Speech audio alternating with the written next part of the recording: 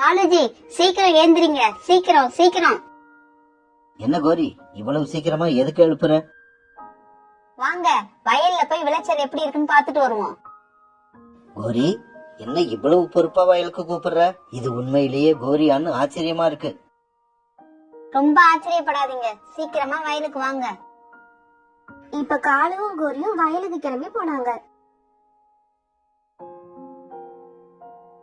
கோரி, இங்கேயே வந்த?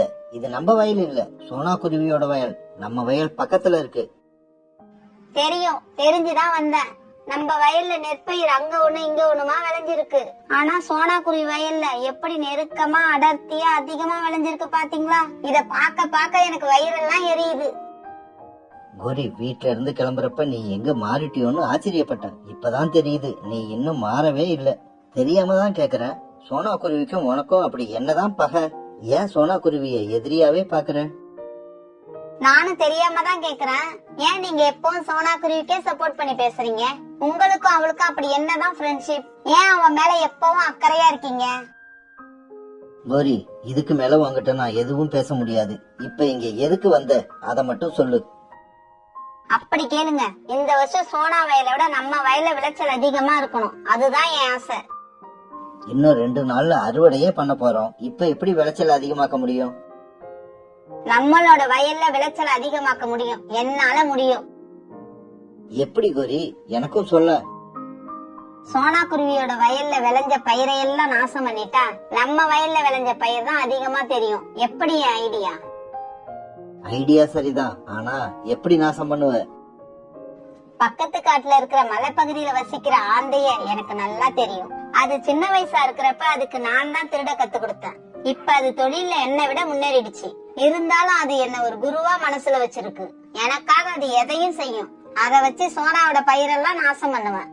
சீக்கிரம் கிளம்புங்க, அத போய் பாத்துட்டு வருவோம். இப்ப கிளம்புனாதான் இருட்டுறதுக்குள்ள நாம திரும்பி வர முடியும். இப்படி சொன்ன கோரி காலுவோட மலைப்பகுதியை நோக்கி பறந்து போச்சு.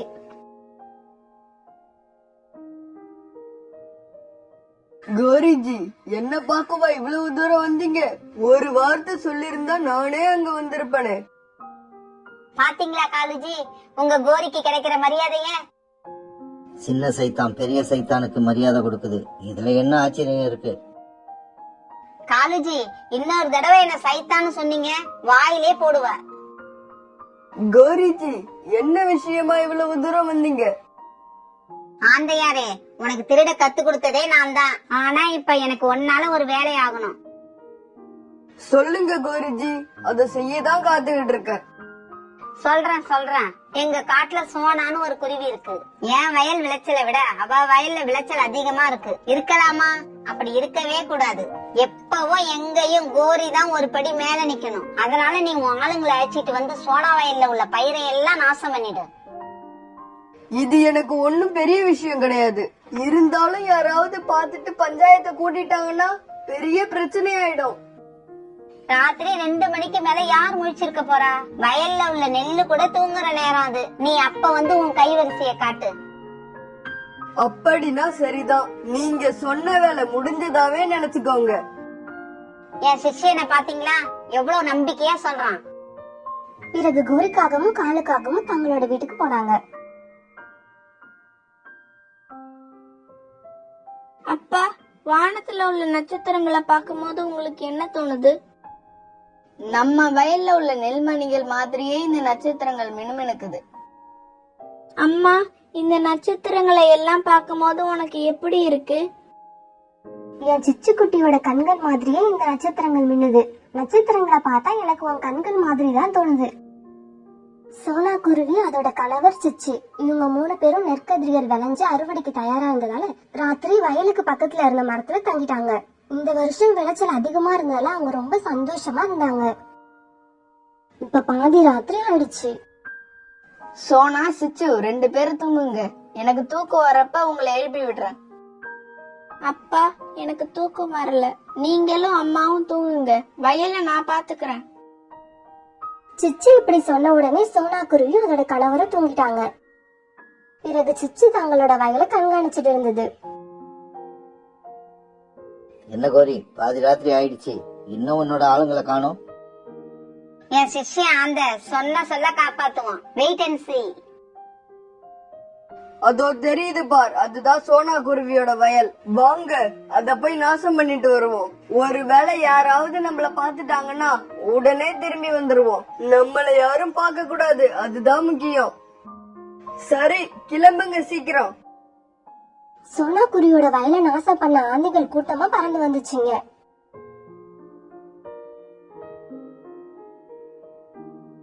யாரோ நம்ம வயல் பக்கம் பறந்து வராப்புல தெரியுது. யாரா இருக்கும்? யாரா இருந்தா என்ன, அம்மாவையும் அப்பாவையும் எழுப்பி விட்டுருவோம். அப்பா அப்பா, யாரோ நம்ம வயல் பக்கம் பறந்து வராங்க. அம்மா, நீங்களும் எழுந்துறீங்க.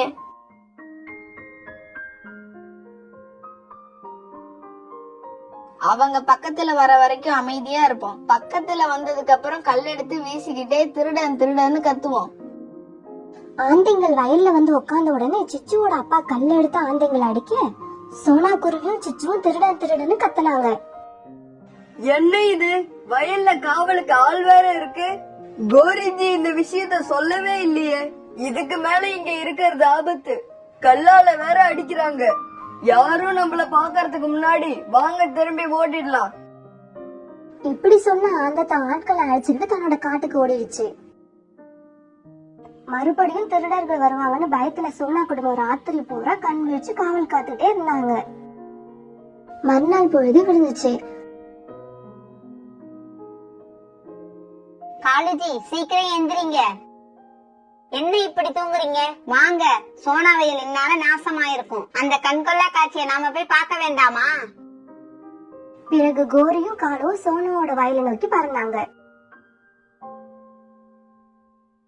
கோரி, சோனாவோட வயல் அப்படியே இருக்கு. ஒரு நெல்மணி கூட கீழே சிந்தல. ராத்திரி உன் ஆளுங்க வந்தாங்களா இல்லையா? என் சிஷ்யன் கொடுத்த வாக்க காப்பாத்துவான். ஆனா ஏன் இப்படி ஆச்சுன்னு தெரியலையே. இவங்க இப்படி பேசிக்கிட்டு இருக்கும் போது சோனா குருவி அங்க வந்தது. கோரி அக்கா, நான் உங்களை தான் தேடிக்கிட்டு இருந்தேன். நல்ல வேளை நீங்களே வந்துட்டீங்க. சோனா, நீ என்ன தேடிக்கிட்டு இருந்தியா? எதுக்கு தேடிக்கிட்டு இருந்த? ராத்திரி எங்க வயலுக்கு திருடங்க வந்தாங்க. நானும் சிச்சு அப்பாவும் தூங்கிக்கிட்டு இருந்தோம். நல்ல வேலை சிச்சு தான் விழிச்சுக்கிட்டு இருந்து திருடர்களை பார்த்துட்டு எங்களை எழுப்பணும். நாங்க பிறகு சத்தம் போட்டு திருடர்களை விரட்டிட்டோம். நான் சொன்னனா இல்லையா என் சிஷ்ய கண்டிப்பா வருவான்னு? கோரி அக்கா, என்ன சொன்னீங்க?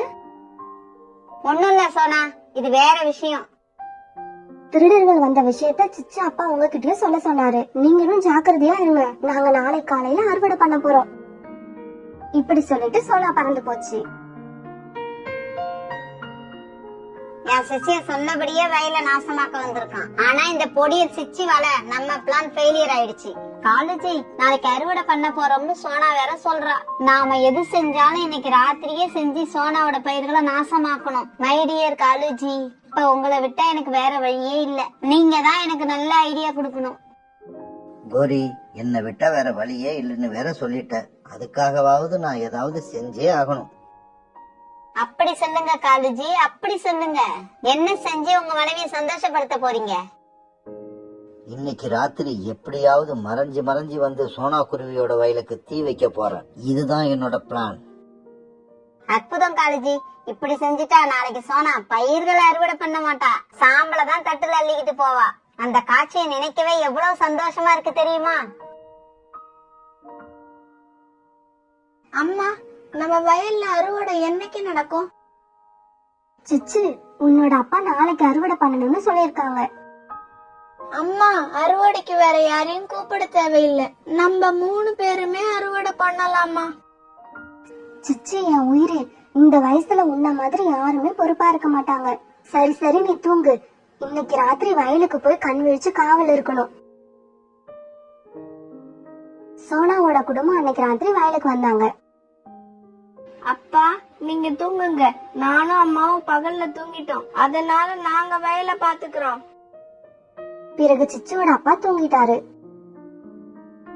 காலுஜி, இன்னைக்கு நாம எப்படியாவது சோனா வயலுக்கு தீ வச்சே ஆகணும். அந்த குட்டி பிசாசு இன்னைக்கும் கண்டிப்பா முழிச்சிருக்கும். அதனால நாம ஜாக்கிரதையா சிச்சு கண்ணுல படாம வயலுக்கு போய் ஆகணும்.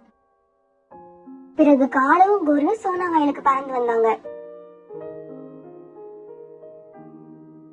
அவங்க 2 பேரும் மறைஞ்சு மறைஞ்சு சோனாவோட வயலுக்கு வந்து சேர்ந்தாங்க. காலுஜி சீக்கிரம் நெருப்ப பத்த வைங்க, நம்ம நல்ல நேரம் 3 பேரும் தூங்கிட்டு இருக்காங்க. கோரி இப்படி சொல்ல காலு நெருப்ப பத்த வச்சது. சோனாவோட குடும்பமே தூங்கிட்டு இருந்தாலும் கடவுள் சோனாவோட வயல காவல் காத்துக்கிட்டு தான் இருந்தாரு. அப்ப திடீர்னு எங்க இருந்தோ வந்த மழை மேகங்களால வயல்ல மழை பெய்ய ஆரம்பிச்சது. அந்த மழையால காலை பத்த வச்ச நெருப்பு அணைஞ்சு போச்சு. கோரியும் காலும் அடுத்து என்ன செய்யலான்னு பேசிக்கிட்டு இருக்கப்பவே பயங்கர கோரியோட வயல்ல விழுகுது. அந்த மின்னலால கோரியோட வயல்ல இருந்த பயிர்கள் எல்லாமே தீப்பிடிச்சு கருகி நாசமாயிடுச்சு. தான் கண்ணுக்கு எதிரே தான் வயல் எரியத கண்ட கோரி கண்ணீர் விட்டுச்சு. காலு, இதெல்லாம் எப்படி நடந்துச்சு? தினை விதைச்சவன் தினைய அறுப்பான், வென விதைச்சவன் வினையத்தான் அறுப்பான்.